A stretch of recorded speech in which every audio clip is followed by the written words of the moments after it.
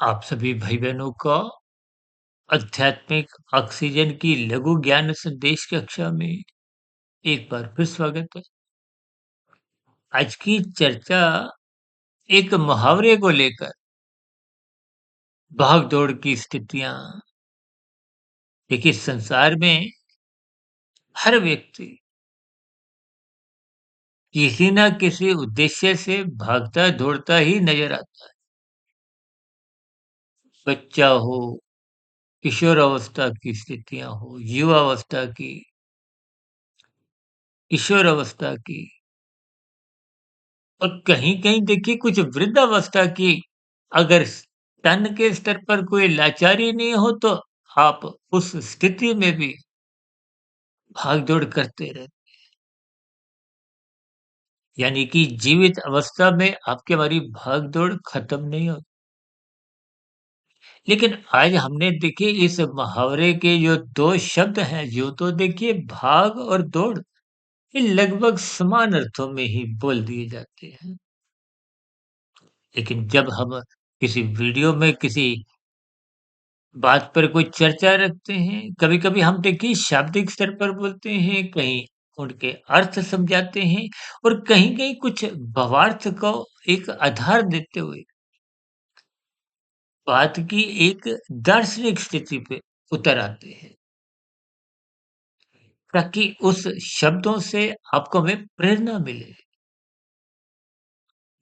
आज आपके हमारे जीवन में ये भाग-दौड़ की स्थितियाँ राजसी, तामसी स्थितियाँ ही हैं। संसार की ओर आपकी भाग-दौड़ दिन-प्रतिदिन बढ़ती जा रही है। ये 24/7 विषय भोगों की आसक्ति जो आपको में निरंतर विषय भोगों की गलियों में धक्का देती है।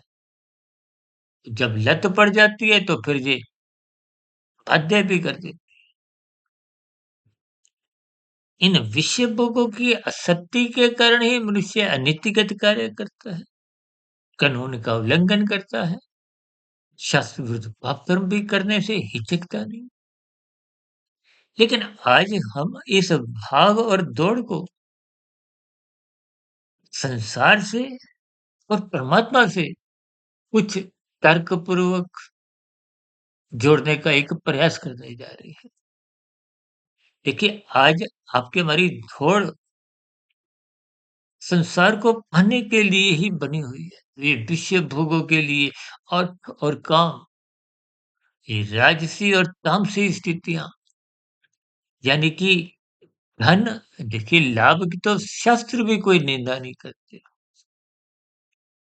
हालाँकि कानून देखिए लाभ के साथ-साथ लोभ की भी कोई एक सीमा नहीं बाँधते। संग्रह की भी कहीं-कहीं देखिए जब तक वो सात्विक स्थितियाँ कानून के दायरे में रहती हैं,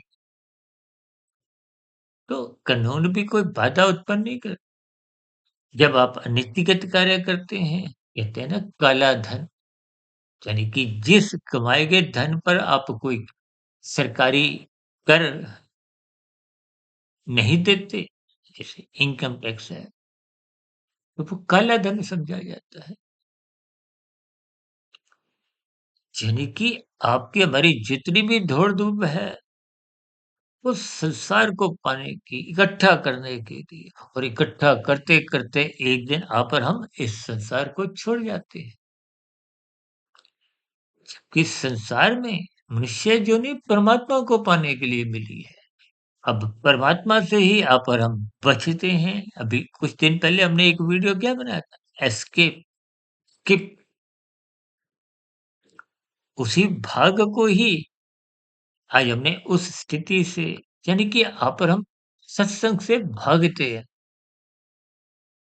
गुरु के प्रवचन सुनने से भागते हैं। ब्रह्म मुहूर्त में उठने की स्थिति से भागते हैं। यानी कि संक्षेप में आज की वीडियो का एक भावार्थ क्या है कि यहाँ पर हम सत्य से भाग रहे हैं, झूठ से जुड़ते जा रहे हैं। आज झूठ की ही दुनिया है।